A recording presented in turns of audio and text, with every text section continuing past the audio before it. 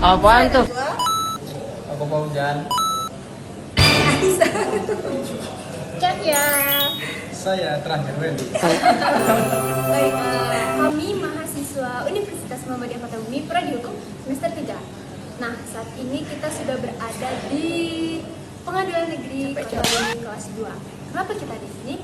Jadi, Apaan tuh? akan mewawancarai sosok Ini yang gua luar masih biasa diem ya. hebat. Ntar kalau gue udah Siapa ngamuk, itu? habis lo sama gue.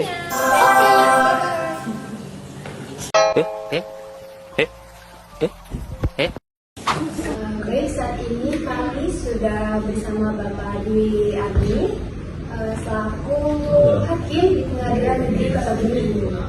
Terima kasih sekali Bapak Dwi sudah meluangkan waktunya untuk bisa kami mewawancarai di sela-sela kesibukan Bapak pastinya. Gimana Pak kabarnya?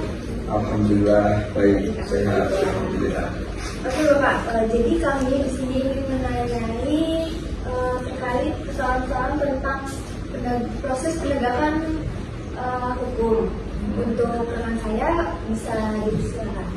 Oke Pak, jadi kan sebelumnya kurang lebih kami tahu nih proses penegak hukum ini kan bertujuan untuk mewujudkan hukum. Nah, jadi kenyataan ditaati oleh masyarakat agar terciptanya keadilan, ketentraman dan kepastian hukum. Jadi pertanyaan saya itu sebenarnya gimana sih proses awal sampai akhir penegakan hukum ini sampai masyarakat itu percaya bahwa penegak hukum itu benaran nyata, benaran ada. Benar nyata, Beneran ada. benar ada. Ya. Jadi proses awal dari ini kan fokus ke hukum acara pidana, ya, fokus ke hukum pidana. Jadi proses awal mula adanya hukum pidana ini berjalan, saya terlebih dahulu jelaskan. Hukum acara pidana ini kan mengenai masalah tata cara atau aturan main bagaimana cara melaksanakan hukum material ataupun hukum pidana. Ya, tentunya awalnya supaya ini berjalan berarti harus ada duit kan, harus ada tindak pidana. Tindak pidana itu berawal dari apa?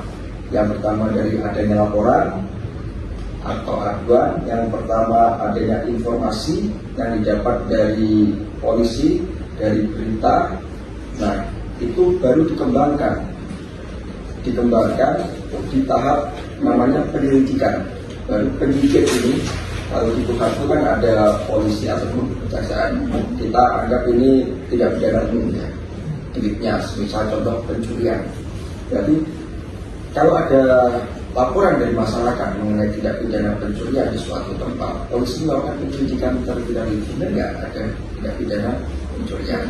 Nah, setelah itu baru setelah ditemukan siapa tersangkanya, naik ke tahap penyidikan supaya untuk ditetapkan siapa tersangka, siapa yang melakukan pencurian itu. Habis itu dilakukan serangkaian penahanan ya. Sebelum penahanan sebenarnya ada penangkapan terlebih dahulu untuk dalam pemeriksaan. Penahanan di penyidik ada 40 hari plus 20. Kemudian apabila berkas sudah lengkap, penyidik sudah menemukan minimal 2 alat bukti, kemudian berkas sudah lengkap, penyidik jadi dilimpahkan ke kejaksaan untuk dilakukan P21. Kejaksaan menyatakan ini sudah lengkap, di kejaksaan mungkin ditahan. Kejaksaan itu mempunyai kewenangan penahanan itu 30 hari, bisa diperpanjang 20 hari. Kemudian kalau sudah dinyatakan lengkap, barulah itu diproses ke pengadilan. Di pengadilan ini fungsinya adalah untuk menguji apakah benar si pelaku ini yang ditersangkakan oleh penyidik ini dia yang melakukan perbuatan pidana atau tidak. Nah, pada waktu di persidangan, berapa sih jangka waktunya? Jangka waktunya itu di pengadilan itu punya kewenangan untuk menahan itu 30 hari, dapat diperpanjang selama 60 hari. Jadi totalnya 90 hari. Tapi tidak sampai masa tahanan habis, biasanya sudah diputus. Baru di situ diuji apakah benar dia melakukan atau tidak. Apabila dia melakukan, semisal tadi pencurian, itu harus memenuhi unsur-unsur yang hadir dalam pencurian. Pencurian pasalnya berapa? Pasal 362 ya, 362 KUHP. Di situ barang siapa mengambil hak orang lain, nah itu dibuktikan di pengadilan. Unsurnya terbukti nggak yang didakwakan oleh penuntut umum dalam surat dakwaannya. Baru setelah dipertimbangkan terbukti ternyata unsurnya memenuhi, baru dipertimbangkan lagi alasan yang memberatkan dan alasan yang meringankan. Alasan yang memberatkan apa, alasan yang meringankan apa. Alasan yang meringankan sudah mendapat permaafan dari korban, kemudian alasan yang meringankan lain dia sudah mengembalikan sebagian hasil yang dia curi, yaitu bisa mengambil pertimbangan hakim dalam menjadi strafnos atau pidananya. Gitu. Semisal contoh dalam pidana pencurian itu pidananya itu 5 tahun, nah itu bisa diputus 1 tahun karena ada alasan-alasan yang meringankan tadi. Itu disitulah tercermin suatu keadilan yang dibuahkan oleh hakim dalam sebuah putusan. Namun proses acaranya tentunya nanti mungkin ada di pertanyaan selanjutnya ya. Nah, ini gambaran besar saja dari tahap awal sampai dengan tahap akhir, tahap dimulainya penyelidikan sampai dengan adanya putusan, gitu ya. Pertanyaan saya sendiri Pak, di pengadilan negeri saat itu, bagaimana Bapak ini melihat gambaran umum proses penegakan hukum pidana di pengadilan negeri ini? Apakah pelaksanaannya itu sudah mencerminkan asas cepat, sederhana dan juga biaya ringan, sebagaimana yang diamanatkan dalam hukum acara pidana? Terima kasih. Ya. Asas cepat, sederhana dan biaya ringan itu adalah asas yang ada di dalam roh hukum acara pidana. Itu wajib untuk dilaksanakan. Apa itu asas cepat? Pelaksanaannya kan berarti harus cepatnya. Cepat itu apa tolak ukurnya? Tolak ukurnya ya jangan melebihi jangka waktu yang telah ditetapkan dalam KUHP. Semisal di penahanan tadi, di penyidik jangka waktunya 20 hari dapat diperpanjang 40 hari. Ya jangan melebihi itu. Ya, itu adalah tolak ukur cepat. Karena kalau kita tolak ukur cepat berdasarkan subjektivitas masing-masing, ya itu akan beda-beda kan. Tentunya kita harus cepat ini sesuai dengan tolak ukur yang ada dalam KUHP. Yang penting jangka waktu dari penahanan masing-masing setiap tingkatan itu jangan terlampaui. Itulah definisi cepat menurut saya. Kemudian apa sederhana? Sederhana berarti prosesnya jangan berbelit-belit. Prosesnya itu kalau bisa disederhanakan ya sederhana mungkin. Misal pada waktu persidangan penuntut umum sudah siap dengan saksinya. Tentunya kita harus cepat ini sesuai dengan tolak ukur yang ada dalam KUHP. Yang penting jangka waktu dari penahanan masing-masing setiap tingkatan itu jangan terlampaui. Itulah definisi cepat menurut saya. Kemudian apa sederhana? Sederhana berarti prosesnya jangan berbelit-belit. Prosesnya itu kalau bisa disederhanakan ya sederhana mungkin. Misal pada waktu persidangan penuntut umum sudah siap dengan saksinya, unsurnya sudah terbukti, udah segera selesaikan. Habis itu dilanjutkan ke penuntutan sudah siap, ya segera dibacakan, jangan ditunda-tunda. Putusan udah agendanya itu, putusan kalau semisal sudah siap ya jangan ditunda-tunda lagi. Nah itu supaya proses pemeriksaannya itu sesederhana mungkin. Kemudian yang berbiaya ringan tentunya KUHP juga mengakomodir asas tersebut, yaitu pembebanan biaya kepada terdakwa sampai dengan tingkat kasasi di KUHP itu paling banyak atau maksimal itu 10.000. Biasanya di pengadilan itu dilibatkan 5.000 rupiah. Apabila banding, nah pokoknya tidak sampai 10.000 pada tahap kasasi itu supaya tidak terbebani bagi terdakwa ataupun mati terpidana seperti itu. Jadi roh daripada asas sederhana cepat dan biaya ringan ini dapat terakomodir. Pertanyaannya selanjutnya, apakah selama ini itu terimplementasikan asas tersebut pada setiap proses persidangan?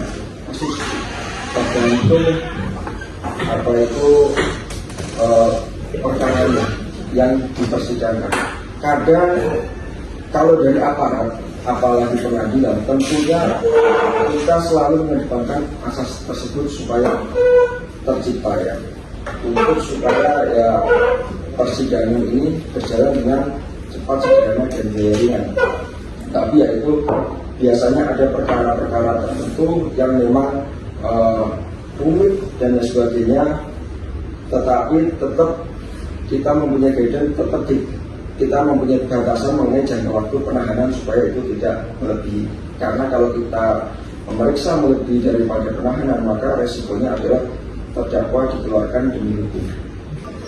Baik, pertanyaan dari saya, Bapak. Dalam praktiknya, apa saja kendala terbesar yang sering menghambat efektivitas proses pembuktian di persidangan, misalnya terkait alat bukti, kehadiran saksi ataupun pemahaman para pihak? Dan barang bukti yang juga belum siap dipertunjukkan persidangan, karena pada prinsipnya barang bukti itu harus dibawa di sidang untuk kita uji, ya, untuk kita uji apakah barang bukti itu sesuai dengan dakwaan atau tidak. Dan apabila barang bukti itu tidak dibawa di persidangan, di dalam putusan ya hakim mempertimbangkan, oleh karena barang bukti ini tidak pernah diajukan di persidangan, maka tidak perlu untuk dipertimbangkan. Nah, itu adalah risiko apabila sampai diberi batasan waktu barang bukti tetap tidak kunjung diajukan ke persidangan. Mungkin beberapa kendala yang paling sering adalah itu, ya, yaitu mengenai kehadiran saksi yang beberapa kali mungkin butuh beberapa panggilan sehingga menghambat proses sederhananya suatu persidangan, dan juga mengenai Baik, pertanyaan selanjutnya dari saya, Pak Hakim, izin. Bagaimana seorang hakim menjaga independensi dan objektivitas ketika mengenai perkara pidana, terutama ketika ada potensi tekanan dari pihak luar atau opini dari publik? Nah, langkah apa yang biasanya dilakukan untuk tetap berpegang teguh pada kode etik tersebut? ya, tentunya hakim dalam memeriksa sidang itu di persidangan, maksudnya majelis itu berpedoman pada kode etik ya. Kode etik itu ada berapa? Ada 9 di situ. Itu yang harus dipegang. Kemudian apabila ada tekanan dari luar, itu adalah suatu mungkin di era modernisasi, di era digital, di era serba viral, dan juga mungkin keterbukaan informasi publik, itu dapat dimungkinkan. Apa yang dilakukan oleh hakim supaya tetap menjaga independensinya? Hakim harus fokus pada fakta persidangan. Hakim tidak boleh terpengaruh oleh narasi-narasi dari luar. Apakah di luar di media apa itu dinarasikan yang benar yang ini, media satu yang benar yang ini, hakim tidak boleh terpengaruh terhadap opini-opini maupun narasi-narasi dari luar. Hakim fokus pada fakta di persidangan. Terkadang fakta di persidangan dengan narasi yang di luar itu bertolak belakang atau berbeda, atau kadang narasi yang di luar itu tidak utuh seutuh apa yang fakta di persidangan. Jadi cara menjaga hakim ya cukup abaikan narasi yang ada di luar, fokus ke fakta yang terungkap di persidangan, itu supaya tetap menjaga independensi. Karena intervensi itu bisa datang dari mana saja. Yang pertama bisa datang dari pengaruh luar, ya, semisal kekuatan politik, kekuasaan, mungkin atasan, mungkin godaan suap dan lain sebagainya. Juga opini-opini atau narasi-narasi yang dibentuk atau sengaja dibentuk untuk mempengaruhi hakim, itu adalah juga salah satu bentuk intervensi. Oleh sebab itu hakim cukup mengabaikan itu, fokus pada fakta yang terungkap di persidangan. Baik, saya Cahya izin menyampaikan pertanyaan Bapak. Dalam beberapa perkara pidana tertentu kan seringkali muncul kayak aspek kemanusiaan yang cukup kuat gitu ya Pak ya. Misalnya terdapat kasus di mana kondisi tersangkanya itu malah yang rentan atau motif perbuatannya itu yang sangat kompleks. Dalam situasi seperti itu Bapak, bagaimana seorang hakim mempertimbangkan sisi kemanusiaan tersebut tanpa mengabaikan kepastian hukum dan rasa keadilan? Ya, maksudnya tersangkanya rentan ini gimana ini? Harus dijelaskan pada kondisi fisiknya yang rentan atau justru tersangkanya dalam keadaan terancam atau bagaimana? Seperti kasus yang nenek mencuri. Oh ya, betul ya. Disitulah letak sisi kemanusiaan dalam menjalankan putusan. Terus dalam putusan sebelum awal putusan itu dipertimbangkan alasan yang tidak dan alasan yang benar. Misal ada orang yang mencuri karena kebutuhan. Memang unsur duit pencurian misalnya uang itu memang perlu dan dia adalah orang yang mampu bertanggung jawab. Secara unsur duit dia terbukti, tapi ada sisi kemanusiaan di sana. Sisi kemanusiaan kemarin dipertimbangkan pada alasan yang alasan tentunya ada berguna dengan misal dia mencuri karena suatu kebutuhan yang besar apabila dia mungkin dia akan sakit atau mungkin nyawanya juga terancam, kondisi kesehatannya juga akan terancam, atau mungkin ada hal-hal yang mendesak. Itu adalah jalan terakhir dia harus mencuri. Tapi bagaimanapun hukum juga harus tetap ditegakkan. Nah, itulah fungsi alasan meringankan itu dipertimbangkan dalam pertimbangan hakim. Terus apa saja bentuk strafmasnya atau hukumannya apabila itu memang banyak alasan meringankan terhadap terdakwa? Ada namanya pidana percobaan. Nah, pidana percobaan itu dia itu lebih gampangnya itu dikasih peringatan saja. Semisal dipidana 6 bulan dengan masa percobaan 1 tahun. Udah, pokoknya kalau selama 1 tahun itu tidak melakukan tindak pidana lagi, maka kami tidak perlu dipidana selama 6 bulan yang telah dijatuhkan. Jadi semacam dikasih peringatan, kamu jangan melakukan tindak pidana lagi. Ya, kalau kamu melakukan tindak pidana mengulangi lagi, maka pidana ini berlaku untuk kamu. Sebagai ilustrasi gampangnya seperti itu mengenai pidana percobaan. Bisa dijatuhkan pidana percobaan terhadap kasus yang demikian, atau mungkin diringankan seringan-ringan mungkin sesuai dengan masa tahanannya. Apabila dia ditahan, misal sampai pengadilan dia sudah ditahan selama 3 bulan, bisa dipaskan hukumannya 3 bulan. Jadi setelah membaca putusan dia bisa dibebaskan.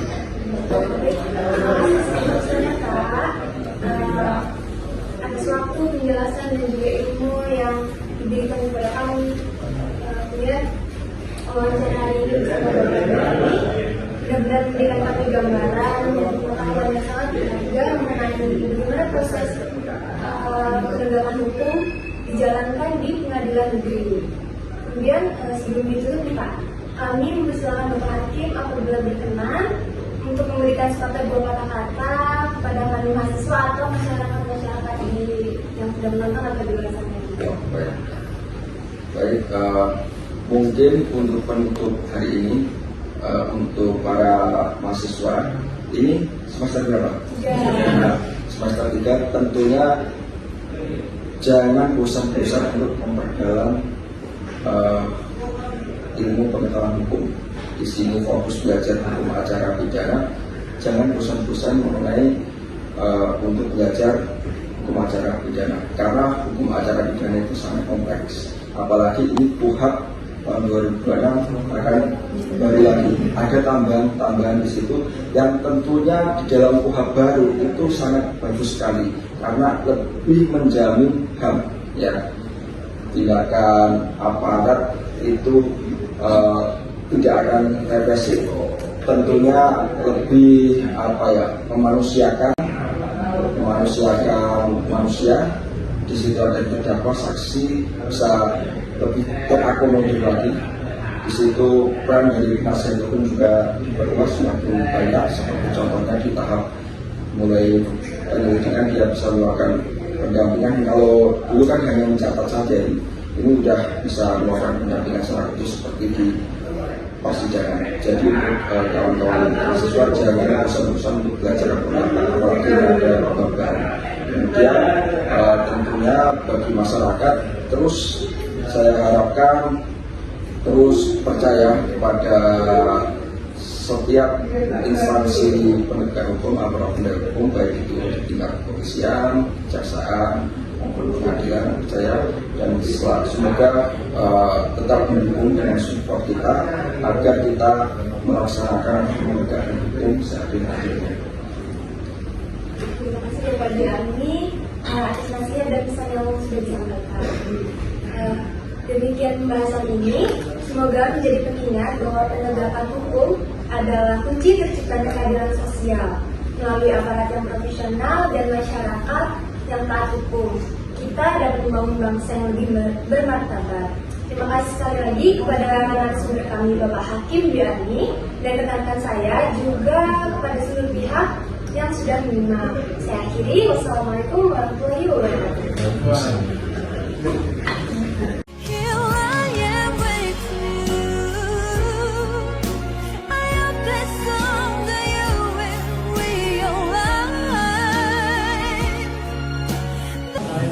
Halo, assalamualaikum. Pelajaran Negeri Kota Bumi kelas 2.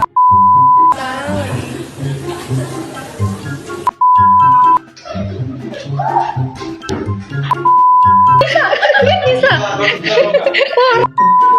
Halo, saya Najwa. ini Princess Welly.